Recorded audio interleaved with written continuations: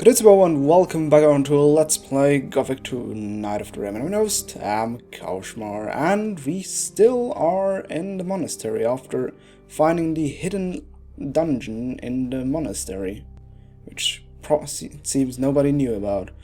Alright, but we still got some talk with Pyrocar, so let's get that over with. Because we still haven't talked about him, what the almanac said, there is a prophecy about the sacred aura of Innos. The prophecy mentions the sacred aura of Innos. The aura of Innos is an amulet which only the greatest magicians of an era are destined to wear. Well, that would be me. What sort of amulet is that? They say that Innos himself forged it and gave it as a present to humankind. It protects the one who wears it from all kinds of damage. Ah, he shouldn't have. Alright, give it here. Can I have it? What? What do you want to do with that? Go up against the dragon. Yes, of course. I shall give you the amulet, but handle it with care. Yeah, sure. I do not wish to buy it back from a merchant later. Use it well, and may Innos guard you at all times. You know, for somebody who did so much for them, he is still really mistrustful about me. Maybe he... On the other hand, our hero never really acted like a real magician to begin with. But alright, we also read about the Tears of Innos, and we also got them in our inventory. What are the Tears of Innos? The Tears of Innos are nothing but an old child's tale.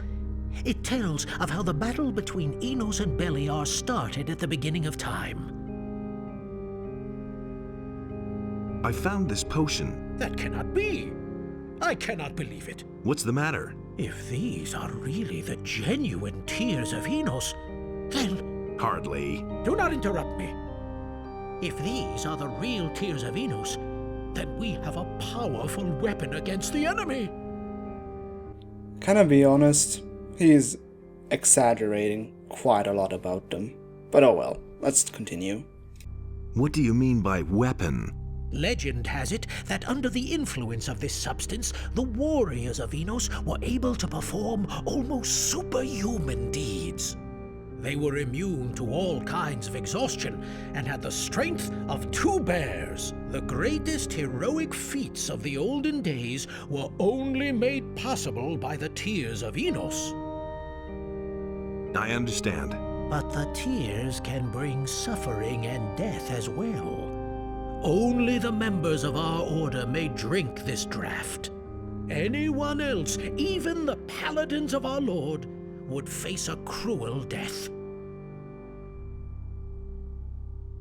So what are the Tears of Innos? When Innos realized that he had to fight Beliar, his own brother, in order to preserve creation, his sorrow was great. He started to weep, and his tears fell down onto the world. There were many of them, for his heart was so full of grief that he wept for 13 years. Get to the point. The people who found his tears and tasted them were filled with supernatural strength and clarity. They recognized the wisdom of Innos' creation and began to serve him. They were the first members of the community of the fire. The tears gave them strength, courage, and wisdom. But that is all very long ago, and it has been more than 250 years since anyone last set eyes on a Tear of Innos. Well, a little bit of a background of the community of fire. It's a nice bit of whatchamacallit, of lore. But alright, now let me quickly give you a look of the amulet of Innos, the aura of Innos. It is right here, the divine aura of Innos. What it does is, if I equip it, first of all it makes everything go shiny, but also it enhances our protection by 30 from every point. Weapons, projectiles, dragonfire and magic, which is decent I guess, but I've personally never used it. Even though it's fun to have that effect play over and over again. Whoosh. Looks pretty painful though. I prefer to be enlightened instead. Alright. Now, let's go on with a side quest we will do in this chapter. I will skip that about Jorgen, because that's part of the main quest of this chapter, and I'll just do everything else. But first, we also have this strange almanac we found from one of the Seekers. I found a strange almanac. Really? What kind of an almanac is that? I'm not sure. I thought you would know what to do with it. Forsooth, that is very disquieting. I am glad that you brought it to me. That was very wise. I assume that there are more of these. Go and find more of these books of damnation. I suspect that it is an instrument of the Seeker's power. They use it to control the lost souls of their victims. They obviously write down the names of those whom they are planning to possess in these books. Listen, I am giving you this magical letter. It will show you the names which are written in the books. Find those victims and bring me their books. I shall dispose of them. But first, you ought to show at least one of them to Karas. Maybe that will help him in his studies. Do not make the mistake to try and destroy them yourself. You are not ready to withstand their power. Do not get close to the Seekers, or they will take possession of you. If you still find yourself unable to resist their call, come back to me as fast as you can. Only here in the monastery can your soul be saved. Is there no protection against their mental attacks? That is possible. Karas could know something about that. Yeah, about bringing him an almanac. Couldn't you just give me that book back which I gave to you? Please, because that would make it so much easier. Alright, then not. Yeah. Funny thing is, we just gave him one of those books, but he won't give it back, so we can give it to Karas. Nope. But that list he's... Get out of the picture, Pyrocar, is... The list he gave us is actually pretty familiar because... No, not the recipe for Loose Hammer. Where is it? Where's the list? The message. Ah, his magical ladder. Those names should be pretty familiar from the last chapter. We found one of those almanacs on... Who was that? Engrom, I think. And since we were possessed anyway, we opened the book and found exactly those names. This is a mage side quest for the 5th chapter, where we have to find all of these NPCs and collect the book from them. So this is one of the concerns we will have during this chapter. It's, well, I would say compared to the other side quests which the other two have, is at least slightly interesting. But alright, let's actually quickly go to Karas because Pyrocar told us so. Because he is probably the best person to talk about the Seekers.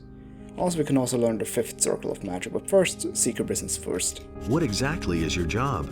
It is my responsibility to train mages in the art of spherical manifestation. What does that mean? Well, I teach them how to summon creatures or beings from other states or spheres. This is usually called summoning, although this expression alone is insufficient for the art of calling a servant. Furthermore, I own some interesting spell scrolls which Gorax does not have. Alright. Okay. Now, what do I have to... I think I have to ask about this here. How are your studies coming along? I've been able to find out something about the Seekers. And what would that be? They are, quite obviously, of demonic origin. But at least they are, or were, under the influence of demons. Be careful if you meet them. What a novel concept. I'm sorry, but I don't have enough material to make a more precise statement. But if you could manage to bring me something of theirs to examine...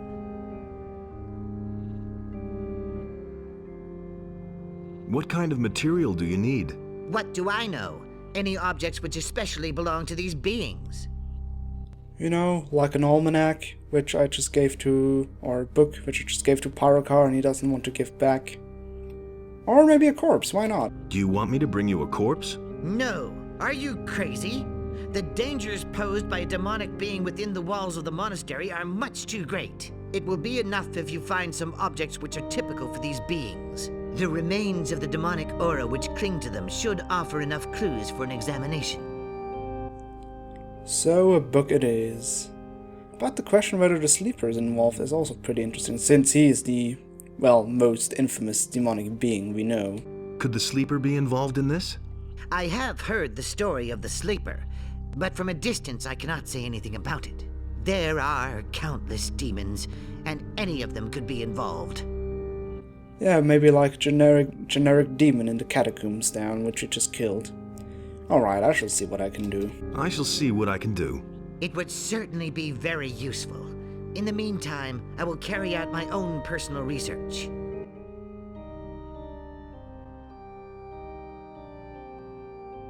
Is there a way to protect oneself against the mental attacks of the Seekers? No idea. I still know too little to answer that. Ask me about it later. Alright, then we first have to bring him a book of the possessed. But let's see, what does he have to offer? Show me your wares. I never really traded with him. Let's see, he has, well, summoning spells. Pretty much all of them. Wolf, Shadow Beast, Sheep, you name it. And also he has summoning spells, Army of Darkness, which is, I wouldn't say the most powerful one, because the only thing he does is, as you can see by the icon, is that he summons 3 skeletons, which is, I guess, decent, but I'll probably get a Summon Demon Scroll, just in case. Also, Ring of Inconquerability, no. But the last thing you can teach us is the 5th Circle of Magic, if you please. I want to learn the 5th Circle of Magic. Then enter now into the 5th Circle of Magic. You will command mightier magic than ever before. Use its power wisely, brother, for the darkness is still strong, and so are your enemies. I cannot accompany you into the 6th and highest Circle of Magic. Pyrocar himself will ordain you when the time comes. Well, the 5th Circle of Magic. Let me see, which book is that? Is it this one? No, that's the 4th Circle. Where is the book of the 5th Circle of Magic? Because that's... and there are spells.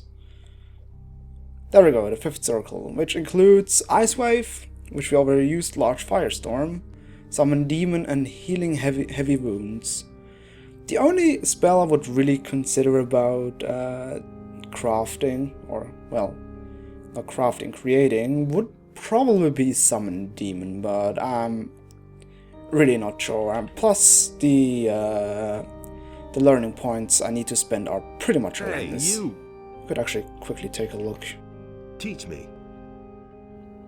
Yeah, Summon Demon, 20 learning points. No, fuck that shit. That's way too expensive. But we also have the 6th Circle of Magic coming up, because we can already learn that. Let's see, is this the 6th Circle? Yes, it is. Fire Rain, Breath of Death, Wave of Death, Army of Darkness, and Shrink Monster. These are the spells for the 6th Circle, and we can already learn them. I was completely and utterly mistaken where I thought that you can only learn the 6th Circle in the last chapter. The only requirement you need is to solve the quest of the Catacomb, which we just did last episode. So, we can learn the 6th and last circle, which will make, well, being a mage a lot easier. Alright, teach me the last circle of magic, Master Pyrocar. Teach me the last circle of magic. A lot of time has passed since you have entered the bond with the fire. Much has happened, and we find no rest. You are the chosen of Enos. Therefore, you will need all your strength to prevail in your battles. I shall now consecrate you, Chosen One. You are entering the 6th circle. May you bring light and disperse the darkness. You can now learn the magic formulas for the last circle from me, if you so desire. Oh, and one more thing. It took me a while to recognize you. You got that letter from me back when they threw you into the barrier. Yes, you spared me the judge's blathering that way. And you are the chosen of Enos. Receive now my blessing, O Chosen One. Enos, Light of the sun and fire of the world, bless this man, your chosen servant. Give him courage, strength, and wisdom to follow the path which you have ordained for him. And yes, indeed, Pyrocar was already in the first Gothic game, but solely in the intro. He was the one who gave us the letter for the Fire Mage, for the High Fire Mage, Callisto, I think, yeah, Callisto, in the old camp. And he was the one who spared us the blathering from the... not teacher, from the judge. But alright, the last circle has... Instruct me. logically the strongest spells, and if you can...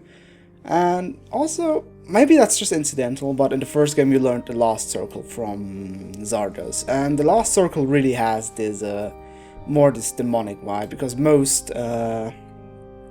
spells are really dark, or maybe it's just a coincidence, because the spell we're going to learn, I think first, at least I'm not sure if it's going to be the only one, but the one we're going to learn is, you would probably expect Fire Rain, because I've been using this over the course of the game so much, but there is another spell.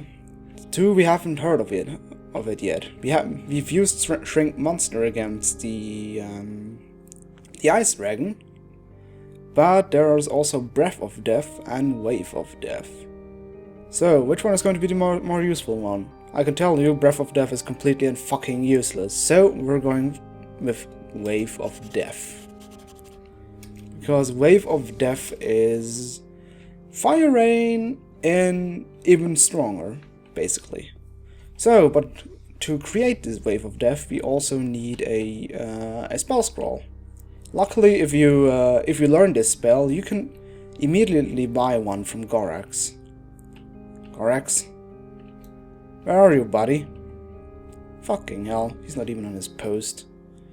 Where's that lazy bum? Is he sleeping in here? Oi! Wake up. I need a spell scroll.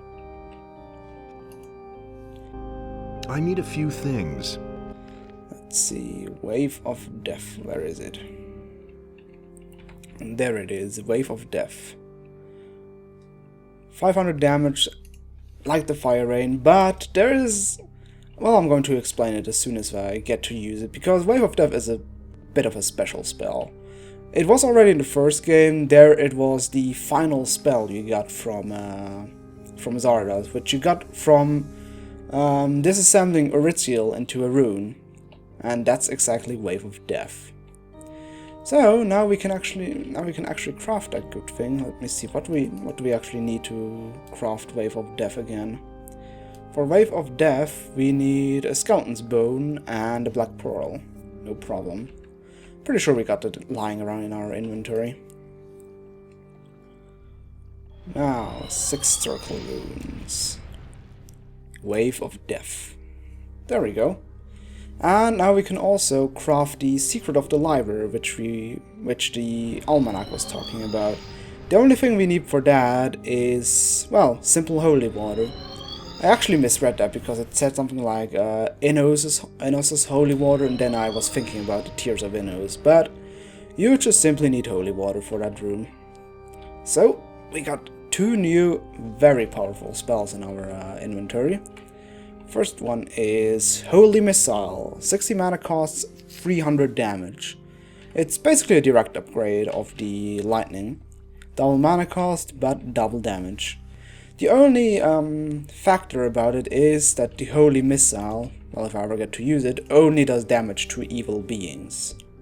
For example, if I... let me quick save. I'm not sure if they are getting angry. If I, for example, bombard Tigris, he doesn't even flinch. He doesn't even get angry at me. But it has a nice lighting effect, as you can see. So it's a very good thing at parties if you don't have any lighting. And the last one is Wave of Death. Yep, the spell is as grim as it sounds. And what I'm actually going to skip, I'm probably just going to unmap heal medium wounds. I can always re-equip it if I need it. So what does Wave of Death do? Well, Wave of Death, I'm just going to use it here. Why not?